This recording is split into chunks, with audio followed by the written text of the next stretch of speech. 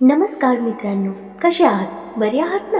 मित्रांनो, आपलेच लोक जास्त का दुखावतात हे आपण बघणार आहोत आजच्या या व्हिडिओमध्ये, तर व्हिडिओ शेवटपर्यंत नक्की ऐका. नमस्कार मंडळी, मी चित्रा, तुमच्यासाठी प्रेरणेचा नवा आवाज आणि तुम्हा सर्वांचे स्वागत आहे चित्राज व्हॉइस मराठीवर. इथे प्रत्येक शब्द तुम्हाला देईल नवा आत्मविश्वास, नवी ऊर्जा आणि यशाची प्रेरणा. इथे तुम्हाला मिळेल प्रेरणादायी विचार, सकारात्मकता आणि आयुष्य जगण्याची नवी ऊर्जा. चला तर मग सुरुवात करूया आपल्या या प्रेरणादायी प्रवासाला आपल्या मनापासून. नंबर 1, कारण आपण त्यांच्या समोर खोटं नसतो. बाहेरच्या जगासाठी आपण मजबूत मुखवटा घालतो, पण आपल्यासमोर आपण असतो जसे आहोत तसे.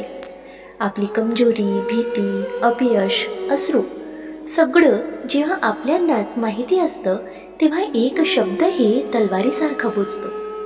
नंबर 2, आपण त्यांना आपलं सर्वस्व देतो. वेळ, प्रेम, समजून घेणं, त्याग आपण कधी मोजून देत नाही.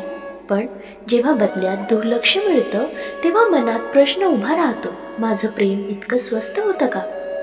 नंबर 3, अपेक्षा ही प्रेमाची सगळ्यात मोठी शिक्षा आहे. आपल्याकडून आपण अपेक्षा ठेवतो कारण तिथे नातं असतं, पण जेव्हा त्या अपेक्षा तुटतात तेव्हा फक्त मन नाही, आत्माही दुखावतो. नंबर 4, जे आपल्या शांततेला दुर्बलता समजतात. आपण भांडण नाही म्हणून, आपण बोलत नाही म्हणून, आपण सहन करतो म्हणून त्यांना वाटतं आपण कमकुवत आहोत, पण त्यांना कधीच कळत नाही ही शांतता किती जखमानंतर आलेली आहे. नंबर 5, आपण प्रत्येक वेळी स्वतःलाच समजावतो, तो रागात असेल, तिला वेळ नसेल, आपलेच आहेत. पण प्रत्येक वेळी स्वतःला समजावताना मनाचा एका तुकडा आपण गमावतो. नंबर 6, आपल्या भावनांना किंमत उरत नाही. कधीकधी ज्या भावनांची काळजी घेतली जायची त्या भावना हळूहळू ओझं बनतात. आणि सगळ्यात जास्त दुखावणारी गोष्ट म्हणजे आपण महत्त्वाचे नसल्याची जाणीव. नंबर 7, आपण हसत असतो पण आतून तुटलेले असतो. जगासाठी आपण ठीक असतो, पण रात्री एकटेपणात मन शांतपणे रडत असतं आणि हे अश्रू कुणालाच दिसत नाहीत. नंबर 8, आपले लोक आपली सवय करून घेतात. आपण आपलं असणं, आपली मदत, आपलं प्रेम सगळं गृहीत धरलं जातं. जोपर्यंत आपण थांबत नाही तोपर्यंत कुणालाच आपली किंमत कळत नाही. नंबर 9, आपण स्वतःला कमी समजू लागतो. मी पुरेसं नाही का? माझ्यातच काहीतरी कमी आहे का? अशा प्रश्नांनी आत्मविश्वास झिजत जातो आणि आपण स्वतःपासूनच दूर जातो. नंबर 10, दुखावणं हे मोठ्या शब्दांनीच होत नाही. कधी शांततेने, कधी दुर्लक्षाने, तर कधी वेळ न देऊन हे सगळं मनाला हळूहळू मारून टाकतं. नंबर 11, आपण सोडून जाऊ शकत नाही कारण प्रेम खरं असतं, आठवणी खरी असतात, नातं खोल असतं, म्हणून आपण तुटूनही तिथेच थांबतो. नंबर 12, पण एक दिवस मन थकतं, खूप थकतं. सतत समजून घेताना, सतत माफ करताना, सतत सहन करताना, आणि तेव्हाच बदल सुरू होतो. आपण अनेकदा विचार करतो, बाहेरचे लोक वाईट वागले तरी चालतं, पण आपलेच लोक काय एवढं दुखावतात? कारण आपण आपल्यासमोर खोटं नसतो. आपण त्यांच्यासमोर स्वतःला उघडं करतो. आपली कमजोरी, आपले अश्रू, आपली भीती सगळं.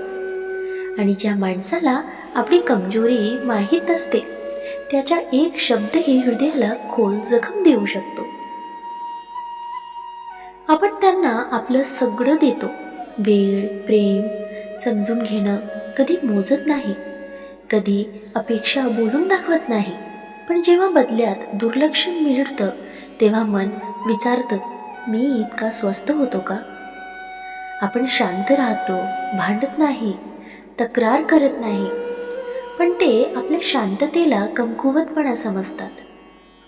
प्रत्येक वेळी दुखावल्यावर आपण स्वतःलाच समजावतो, आपलंच आहे, चुकून झालं असेल. पण प्रत्येक वेळी समजवताना मन थोडं थोडं मरत असतं. कधी लक्षात आलंय का? आपण हसत असतो पण आतून पूर्ण तुटलेले असतो. आपली लोक आपली सवय करून घेतात. आपलं असणं, आपली मदत, आपलं प्रेम सगळं गृहीत धरलं जातं. आणि जोपर्यंत आपण थांबत नाही तोपर्यंत कोणालाच आपली किंमत कळत नाही. आपण स्वतःलाच प्रश्न विचारू लागतो, मी पुरेसा नाही का? माझ्यातच काहीतरी कमी आहे का? आणि हळूहळू आपण स्वतःपासूनच दूर जातो. पण ऐका, एक दिवस मन थकतं, खूप थकतं. सतत समजून घेताना, सतत माफ करताना, सतत सहन करताना. आणि तेव्हाच बदल सुरू होतो. लक्षात ठेवा, जिथे तुम्ही स्वतःला गमावतात तिथे थांबणं प्रेम नाही, ते स्वतःवर अन्याय आहे. दूर जाणं हे हार मानणं नाही, ते स्वतःला वाचवणं आहे. आणि स्वतःची किंमत ओळखणारा माणूस कधीच एकटा राहत नाही, तो फक्त चुकीच्या लोकांपासून दूर होतो. तर मित्रांनो, दररोज सकारात्मक विचारांसह आपण भेटत असतो. तुमचे जीवनही असे सकारात्मक विचारांनी भरून जाओ. तुमच्या मनातील सर्व चांगली इच्छा आकांक्षा पूर्ण होत तुम्हाला सुख समृद्धी लाभो, ही ईश्वराच्या चरणी प्रार्थना. मित्रांनो, तुम्हाला हा व्हिडिओ कसा वाटला कमेंट करून नक्की सांगा. व्हिडिओ आवडल्यास लाईक शेअर करायला विसरू नका. आणि अशी छान छान कथा आणि सुविचारासाठी चॅनलला सबस्क्राईब नक्की करा. भेटूया पुन्हा एका नवीन व्हिडिओमध्ये. तवर स्वस्थ रहा, मस्त रहा, आनंदित रहा. धन्यवाद.